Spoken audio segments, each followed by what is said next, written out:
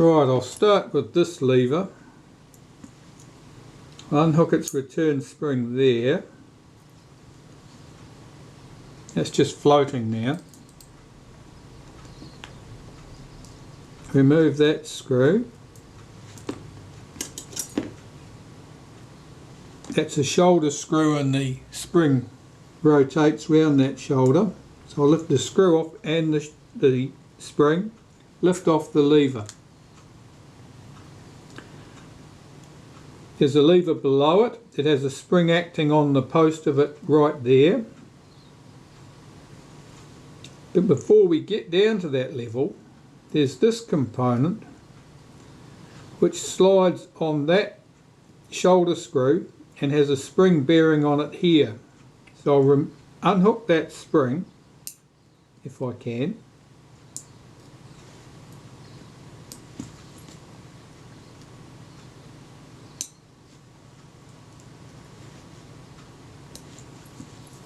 Doesn't really want to lift over.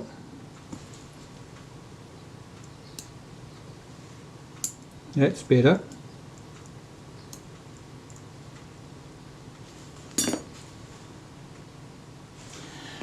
And remove the single screw here, that shoulder screw that this lever rides on.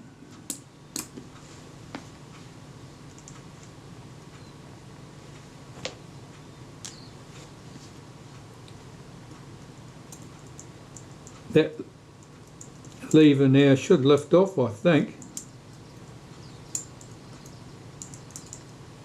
There's the lever. We're down another level. So that spring there I'd noted, that's sitting on that post. This lever I'll need to remove before I remove that mechanism plate, I believe. So that runs on a screw here. I think if that's out, I can probably slide that lever out through the side of the case. Let's see if I'm correct.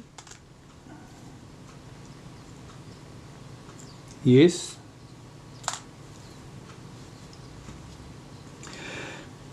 So I've got this lever which opens and closes the blades. Now that's got quite a strong return spring on it here.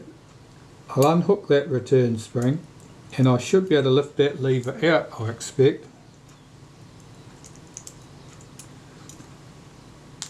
That couples direct to the blade actuating ring at this point, and I can feel that that's quite stiff in action. So the shutter certainly needed to be serviced.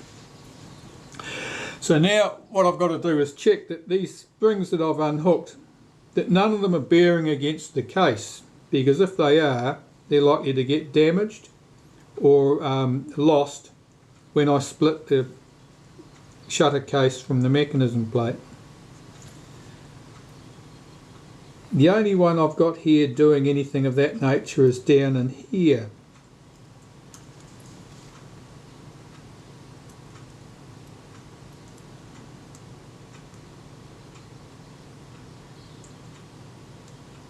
Looking at that, it doesn't look like that bears on the case. It looks like the spring's acting the opposite way, so that's probably okay. I think at this stage I could split that case, which means opening the shutter up from the back. Alright, so I've got 4 screws here, hold the mechanism plate and the shutter case together.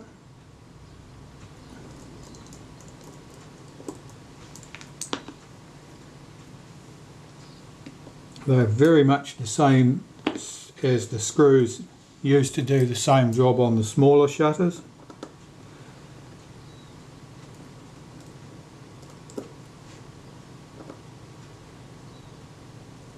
They're quite tight.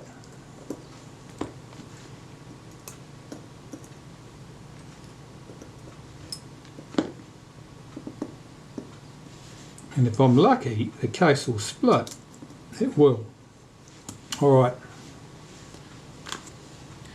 So I have my mechanism plate here. The blades are still sitting in place. I'll take a photo of this now, and I'll be looking at these blades to see if any of them are different than the others. This one here's got a turned up tip on it to help it glide over the other blades more easily. Very likely, this is blade 5, very likely blade number 1 over here has a turned up tip running in the other direction. And I'll check that before I disassemble that. Let's get a picture now so I can see where blade 1 and blade 5 fitted.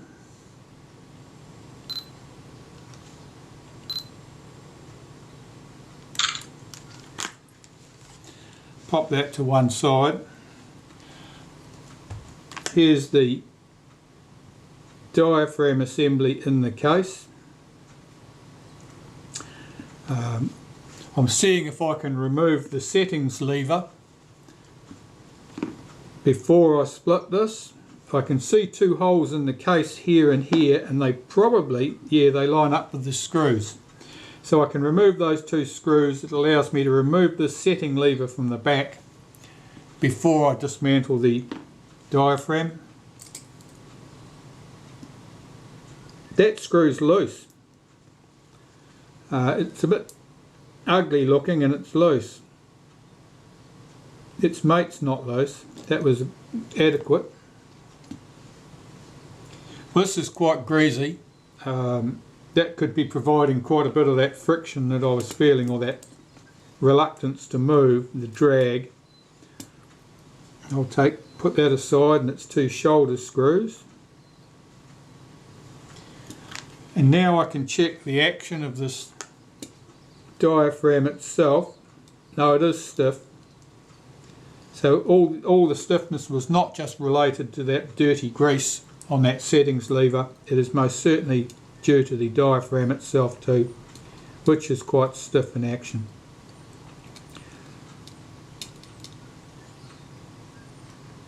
So I'm just taking note of where this lever sits when the blades are completely open.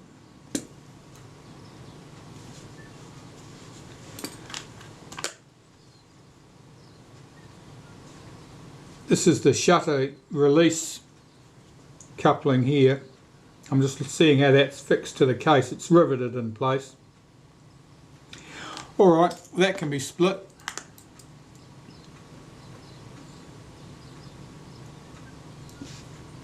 Can this only go on in one direction? I'll just check. Probably. Let's get a picture of it.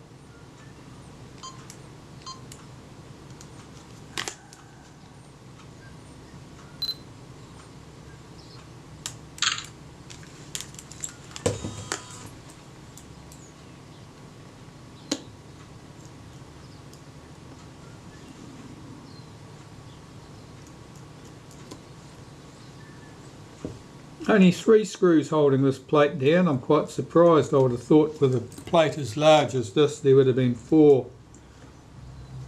or even 5. I don't suppose it's really going to be going anywhere. Right, I can tip this the diaphragm out now. So here we have our case. That'll need to be well cleaned. I've got its retaining ring is loose on the back here at the moment. I'll make sure that that's all clean too. And here are the components. I'll make sure I've got a picture of this so I'm confident which way up these parts go when I reassemble it.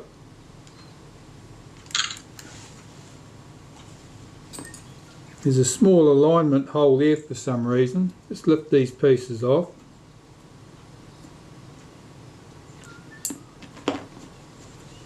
This comes off as a piece. That's riveted together. That's the moving ring that swings the blades inwards and outwards.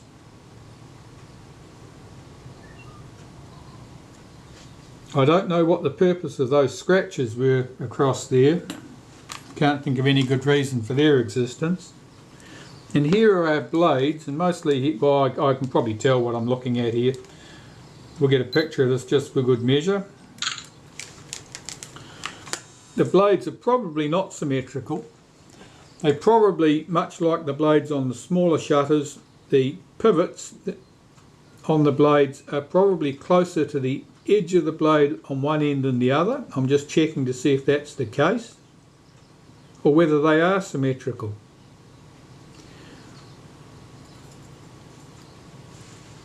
Let's take one blade and flip the other one up the other way and see if it looks exactly the same.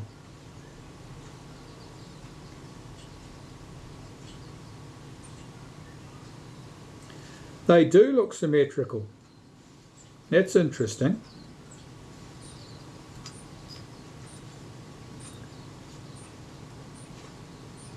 Okay, well that simplifies things. It makes it easier and harder to bugger up when you can't really bugger things up. So that's good. These blades will need to be cleaned. This blade's interesting. It's very scuffed. You can probably see that shine on it. It means that something has been rubbing across there.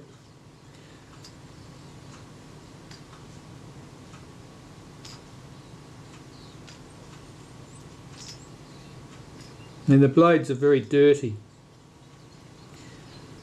I don't typically polish diaphragm blades with metal polish unless they're in a particularly bad way, because the possibility of catching your polishing cloth or polishing cotton bud on them is high, and if you distort them, if you catch your cleaning cloth on them and distort them, it's very, very hard, well it's impossible really, to get them flat again. So I'm looking at the state of this plate. That's as I would expect. Completely plain on this side that the diaphragm blades go together on, and this side towards the shutter blades we have our 5 indentations. So that is nice and simple. Those parts can be cleaned, but I'll start with doing the case. Before I attack the diaphragm, I'll have a look at this mechanism plate. I'll lift the blades off one by one, and I'll lay these out in order. That's blade 5,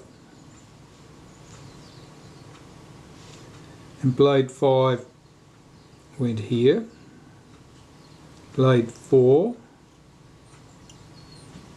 which is entirely flat, blade 3, again that's flat, blade 2, which is this one, is flat, and blade 1, as I suspected, the tip is bent down slightly. So blade 5, blades 2, 3 and 4 are all identical. Blades 1 and 5 are not.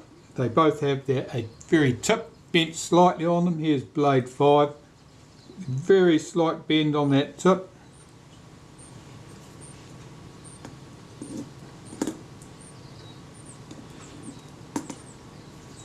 One, two, three, 4 screws hold the retainer plate in place.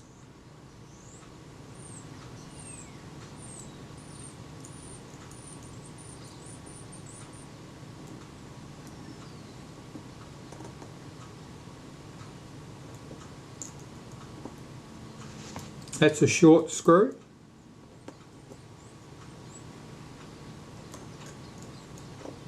That's a short screw.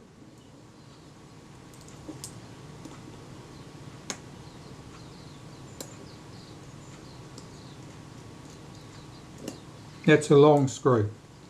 So, got long screws here and here. I'll just put a little mark on my mechanism plate so I know where they came from, and I'll pop this stuff over the back there, and the 2 short screws there and there.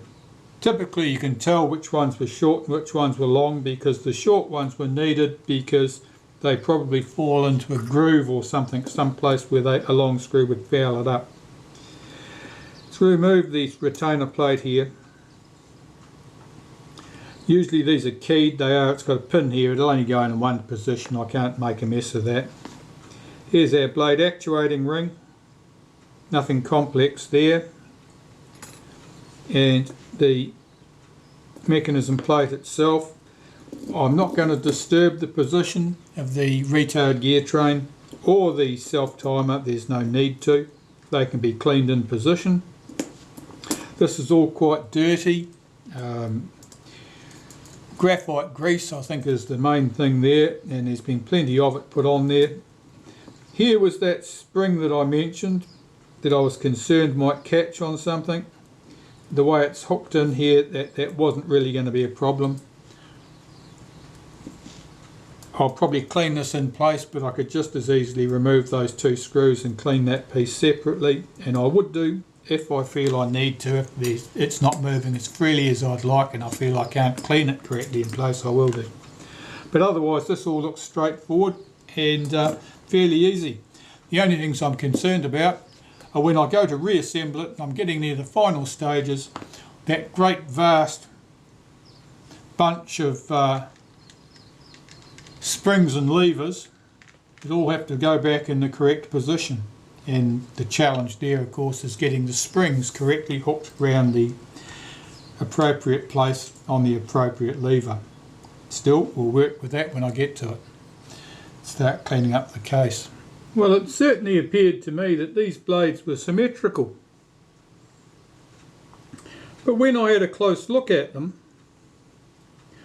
I can see that actually there's a sharp corner here and a rounded corner here. So that left me with a puzzle. What position were they in when I took them out of the shutter? So I went back and had a look at my pictures. And what did I find? I found that they'd been put in a random order. Some of them were put in this way and some of them were put in that way. And I've come to the conclusion that basically the blades should have been in, let's put this on the jig, they should have been in like this, with the sharp corner here at the pivot end where it's fitted on the plate, and the rounded corner at the other end, because that's where the blades swing inwards under control of the lever. So that's how I think they should have been fitted. They were fitted in a random order, so someone had had them out previously and they had put them, like me, they had assumed that the blades were symmetrical, and unlike me, they hadn't spotted that they weren't actually symmetrical and worked out how they should have gone. Obviously the diaphragm functioned, it wasn't a funny shape or anything, but I think that the slightly rounded corner here, I think the function of that is just simply to help that slide over the top of the next blade so that it doesn't have a sharp point to scratch that next blade, that it has a broader rounded edge, broader rounded surface to do so. So I'm quite confident I've got that correct, and now I can assemble my diaphragm. Of course I don't have my normal jig that I use to assemble things on, but I've got this socket here which will do the job for me if I'm lucky. So I'll get my blades all in place. So I've got them all lined up in the orientation I want them.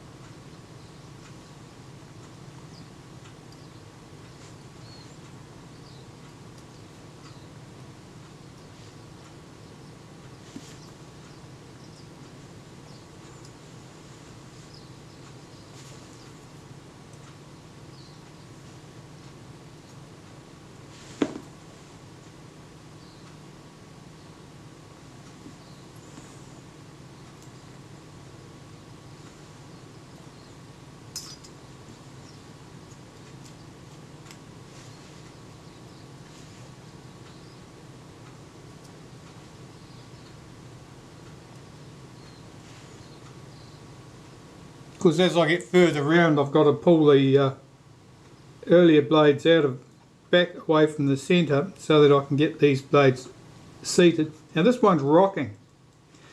Suspect that either the blade is not flat or this is not in its socket. That was not in its socket.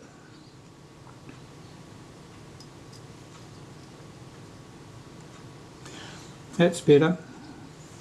This isn't being held square here, it's not being held level, so there's a very light great likelihood that I'll end up having to do this twice because I'll have bumped something and disturbed the position of the blades.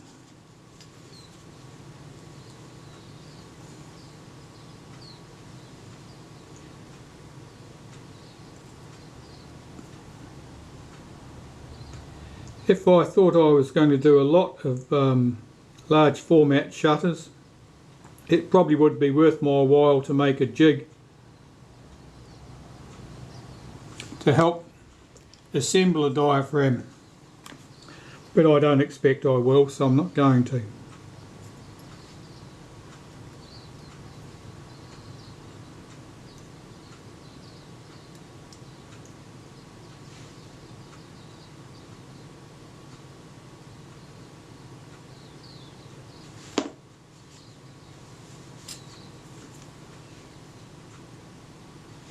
Yeah, the blades are certainly not sitting as dead flat as I would like.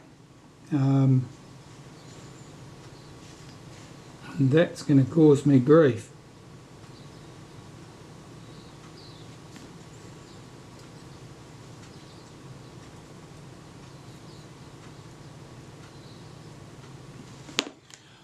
One to go.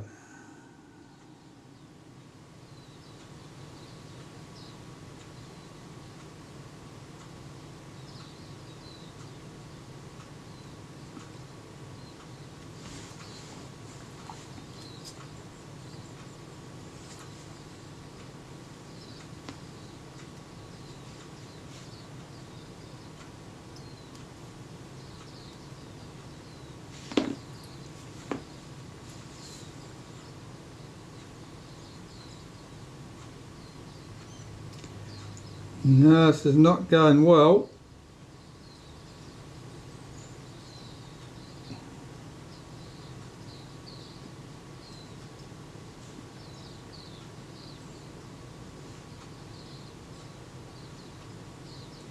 At least one blade is out of position. I may be able to rescue that situation, and I certainly hope to, because I don't want to redo this. I've got to put this piece in place now. This is the piece that swings the blades inwards and outwards. So in order to get that in the correct position, I've got to decide exactly where that goes.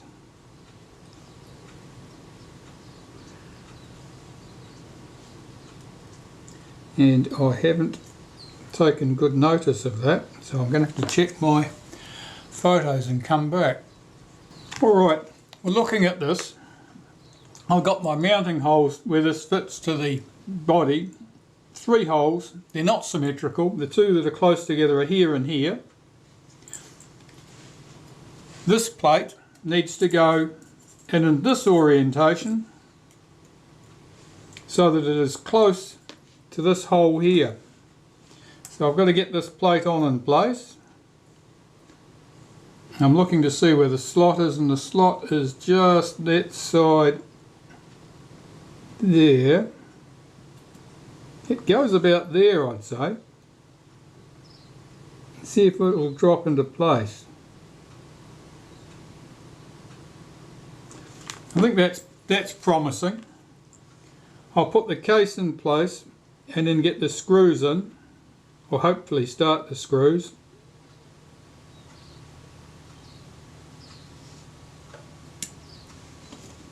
I'll flip that over.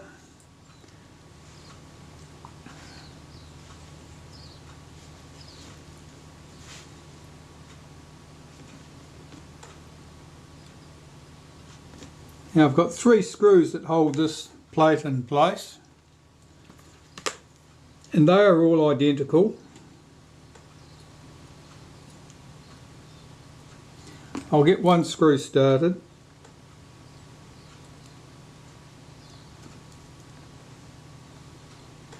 I'll remove that jig now.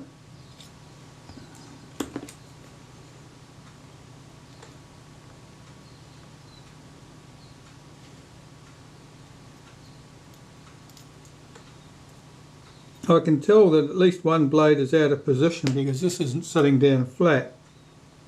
Let me get a second screw started here. Right, I'll get the third screw in position. I don't think I can even start that the way this is sitting at the moment.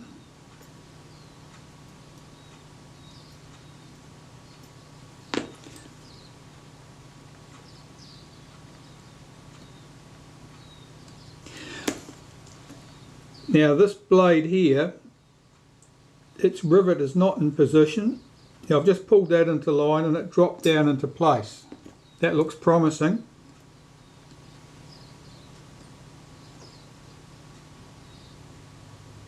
Get that screw. I'm just doing these screws up very lightly.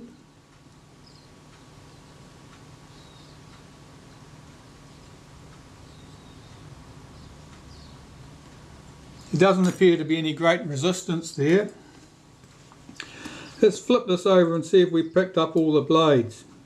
No, I can tell we haven't because that's very, very stiff. Slacken those screws off slightly.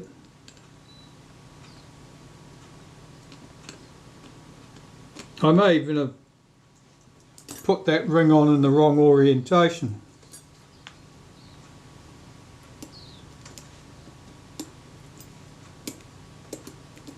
No, it's in the right orientation. I'm not sure it's picking up all the blades.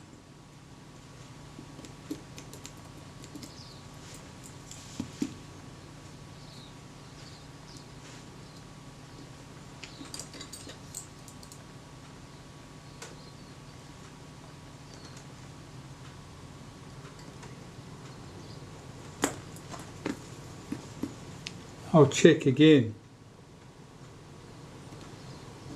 Yeah, it's correct, but one of the blades is not in the slot. I can tell that because that hole wasn't round. I'll slacken those screws off slightly.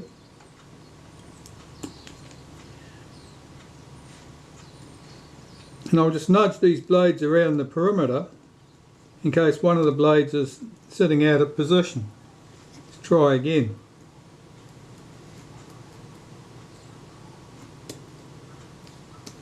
That was it. Now that's good. Just wiggling that backwards and forwards allowed me to get that blade to drop into place. Basically one of the rivets, one of the pivots on the blades hadn't dropped into the slot. Well, that moves nice and smoothly.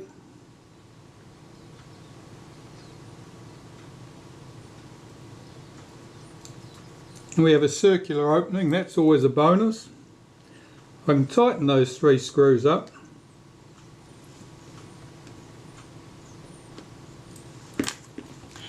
Now the state of these blades, they're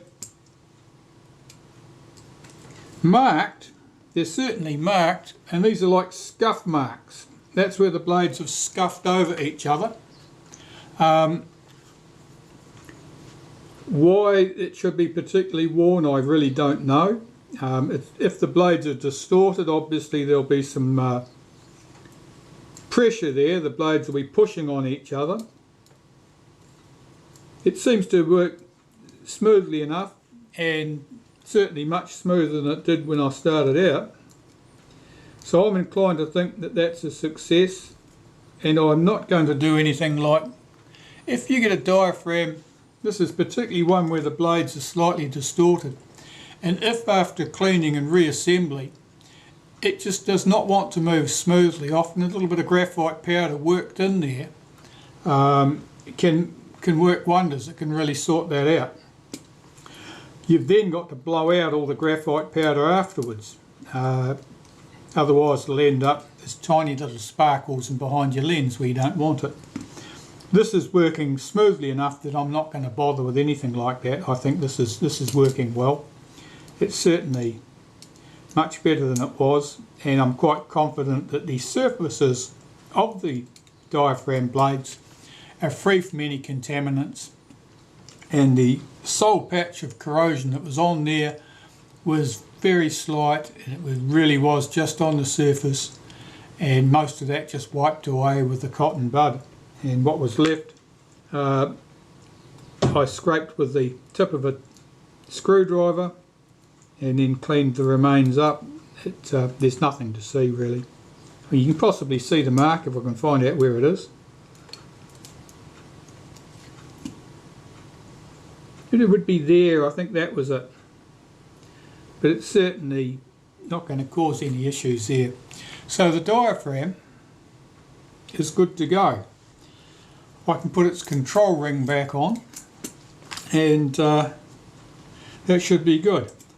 I'll put some lubricant under the back of that control ring, a little bit of molybdenum paste there, I think, just so that it moves smoothly. It will. These are almost always anything but flat, and that's because a little bit of distortion, if you like, on that surface is good. There's no click stops for the aperture settings on this shutter, and if you had that entirely dead flat and entirely loose and free moving, you would be in danger of disturbing your diaphragm setting, your aperture setting, inadvertently. So it's useful to have some drag there, some friction, to stop that happening. And usually the way it's usually done is basically these rings are slightly distorted. They don't lie dead flat. Looking at catching the light on this, if I move this around to catch the light, I can see that there's a slight distortion at this point, and basically means that this edge and this edge will press against the case, and that just provides you with your controlled drag. It's a fairly basic way of doing something, but it certainly works fine. There's no special reason to think that that's a bad choice. In more modern cameras we're used to having click stops on everything, with the mechanism other than the click stop running freely. But whatever gets the job done. I'll find some molybdenum paste.